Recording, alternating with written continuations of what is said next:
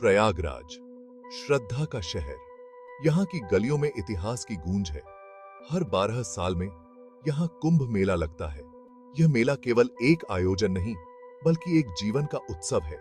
लाखों लोग आते हैं, मानवता का समुंदर, हर चेहरे पर एक अलग कहानी। आध्यात्मिक शुद्ध की तलाश में गंगा के पवित्र जल में डुबकी लगाते हुए हवा में एक अजीब सी ऊर्जा होती है। यह ऊर्जा आत्मा को छू जाती है। भजन गूंजते हैं, नदियों का संगम, आत्माओं का संगम। यहाँ हर कोई एक दूसरे से जुड़ा हुआ महसूस करता है। पर इस साल कुछ अलग था। रहस्य की एक लहर, स्वामी रघुनंदन के चर्चे, उनकी उपस्थिति ने सबको मोहित कर दिया। स्वामी रघुनंदन तपस्वी, रहस्यमय। कहा जाता है कि उनके पास अपार आध्यात्मिक शक्ति थी। एक साधु की तरह रहते थे, सिर्फ कुंभ के दौरान ही दिखाई देते थे। अफवाहें आग की तरह फैल गईं। कुछ उन्हें भविष्यवक्ता कहते थे, तो कुछ जादूगर। इस साल उन्हें एक जीवन बदल देने वाला सत्य बताना था। आदिति, एक युवा पत्रकार, संशयवादी लेकिन जिज्ञासु। स्वामी रघुनंदन की पहेली ने उसे खींच लिया। सच्चाई का पता लगाने की ठान ली। एक शाम भीड़ के बीच उसने उन्हें देखा, कमजोर लेकिन शक्तिशाली। उनकी नजरें मिली, उसे एक झटका लगा। अगली पूर्णिमा से पहले मुझे ढूंढो। उनकी आवाज एक गहरी फुसफुसाहट।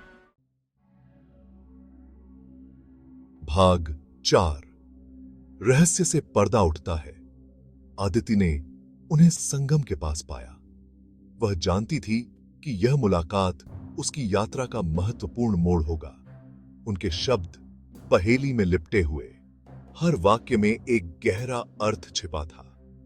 उन्होंने प्राचीन भविष्यवाणियों के बारे में बताया, सदियों पुरानी कहानियां जो समय की धारा में बहती रही हैं। एक दुनिया के कगार पर होने की बात कही, एक ऐसी दुनिया जो बदलाव के मुहाने पर खड़ी है। उनका संदेश गूढ़ शब्द लेकिन जरूरी। अदिति ने हर शब्द को ध्यान से सुना। उन्होंने एकता की बात कही, एकता जो मानवता को जोड़ती है, मानवता के असली उद्देश्य की। एक उद्देश्य जो हमें हमारे अस्तित्व का सही मायने समझाता है।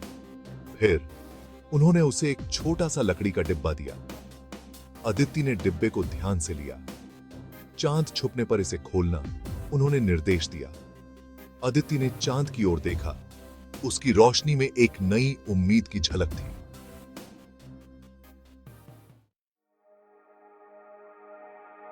भाग 5। गायब हो गए हवा में। पूर्णिमा की रात।